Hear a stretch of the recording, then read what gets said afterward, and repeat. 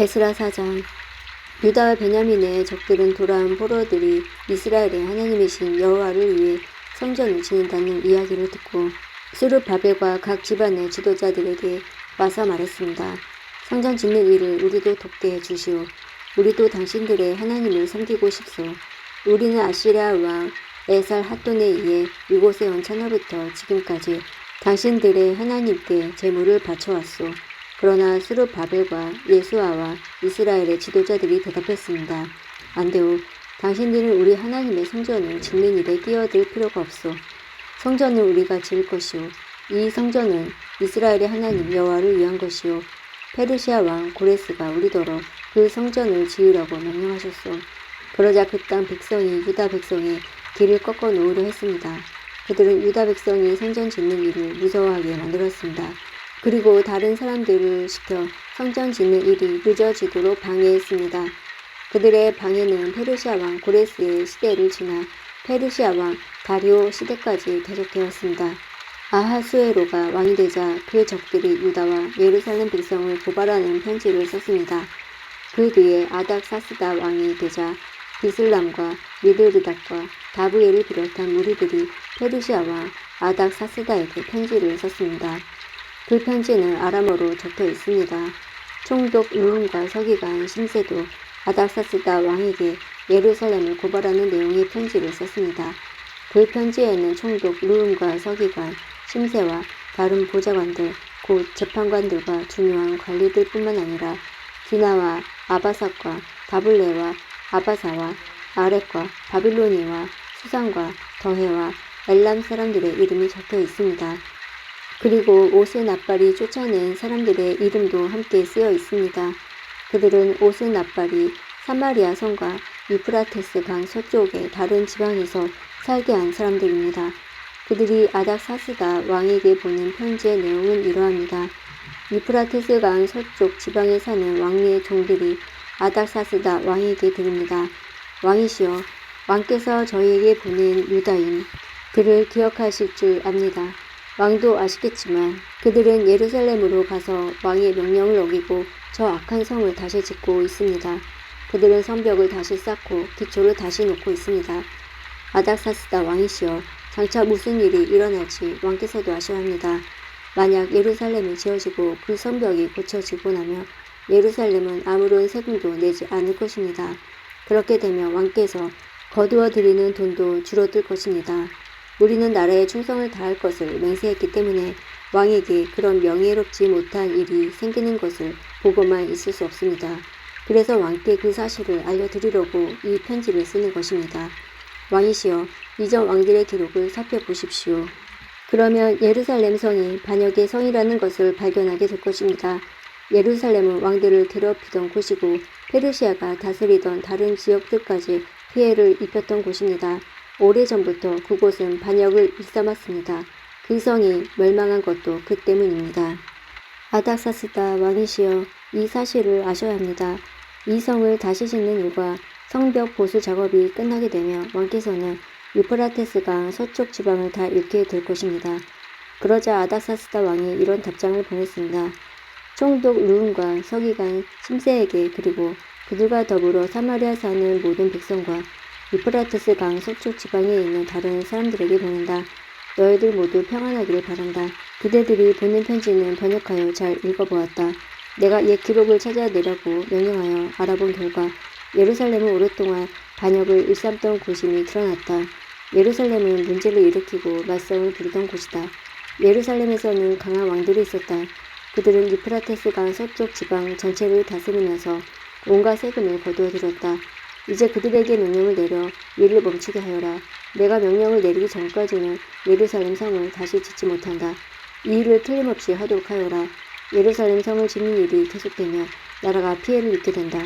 르훔과 서기관, 심세와 다른 사람들이 이 편지를 읽었습니다. 그리고는 재빨리 예루살렘의 유다 사람들에게 가서 하던 일을 멈추게 했습니다. 그리하여 예루살렘에서 하나님의 성전을 짓는 일이 페르시아와 다리오 2년까지 중단되었습니다. 에스라 5장.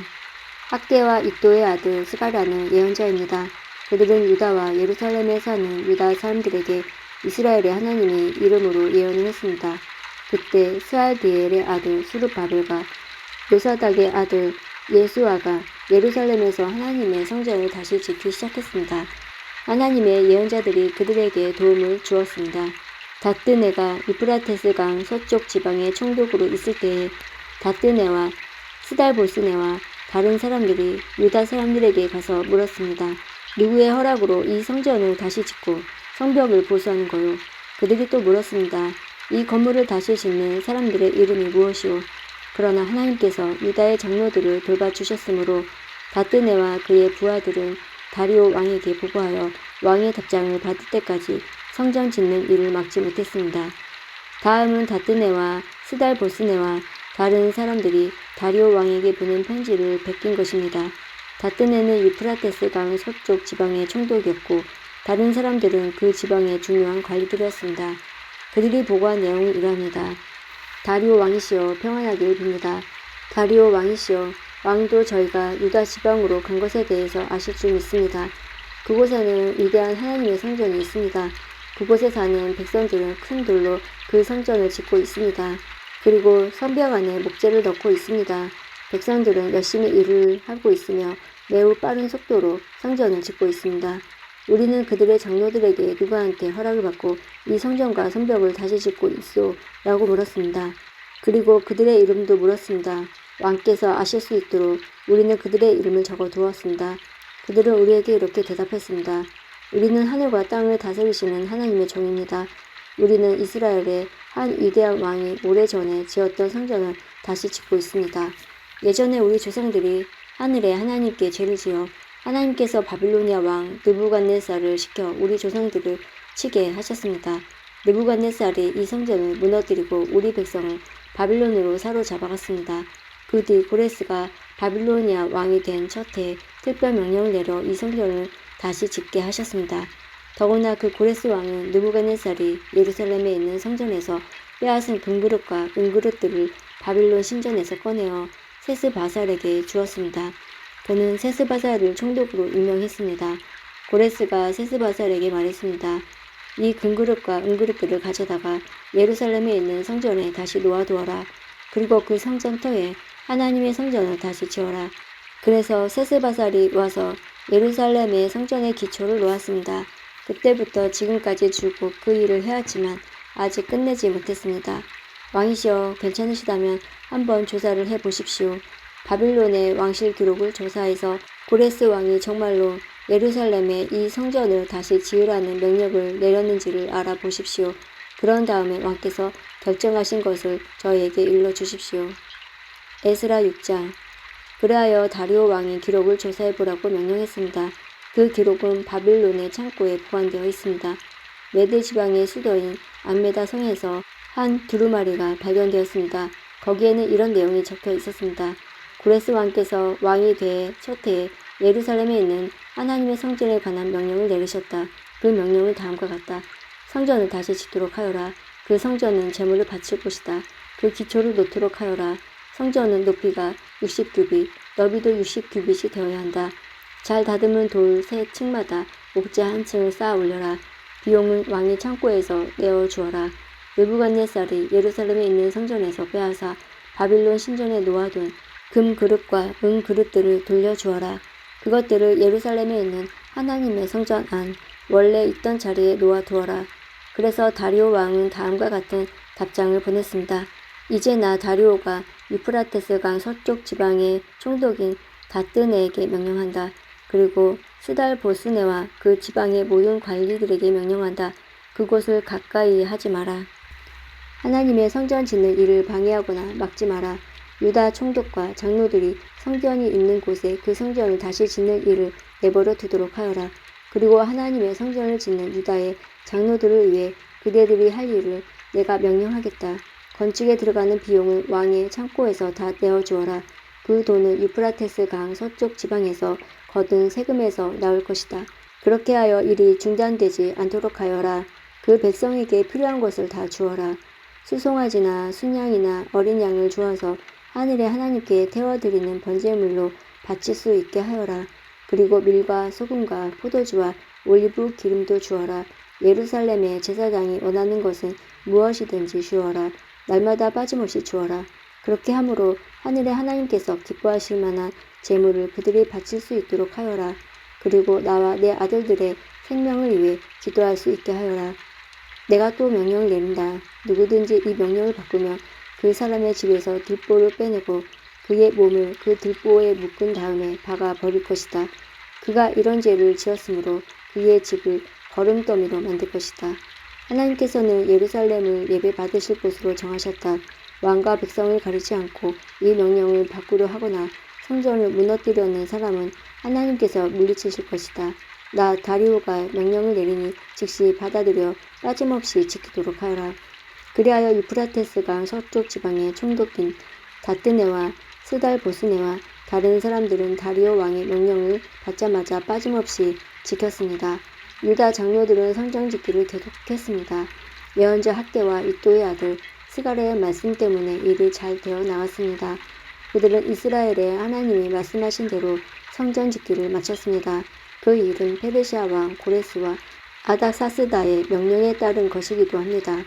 성전을 다 지을 때는 다리오 왕이 된 지 6년째 되던 해에 아달월 3일입니다. 이스라엘 백성이 기뻐하며 성전을 하나님께 바치는 예배를 드렸습니다. 제사장이나 레위 사람들이나 포로 생활을 마치고 돌아온 유다 백성들은 누구 할 것 없이 다 즐거워했습니다. 그들은 성전을 하나님께 바치면서 숫소 100마리와 순양 200마리와 어린 양 400마리를 제물로 바쳤습니다. 그리고 온 이스라엘의 죄를 씻기 위한 제물로 순염소 12마리를 바쳤습니다. 이스라엘의 각 지파대로 한 마리씩 바친 것입니다. 그런 뒤에 그들은 제사장과 레위 사람들을 여러 무리로 나누었습니다. 각 나누어진 무리는 예루살렘 성전에서 정한 시간 동안 하나님을 섬겨 했습니다. 이 모든 일이 모세의 책에 적힌 대로 되었습니다. 포로 생활을 마치고 돌아온 유다 사람들이 첫째 달 14일에 유월절을 지켰습니다. 제사장과 레위 사람들은 자기 몸을 깨끗이 했습니다. 레위 사람들은 포로 생활을 마치고 돌아온 모든 유다 사람들을 위해 유월절 양을 잡았습니다. 그리고 그들의 친척인 제사장들과 자기들을 위해서도 유월절 양을 잡았습니다. 그리하여 포로 생활을 마치고 돌아온 모든 이스라엘 사람이 유월절 양을 먹었습니다.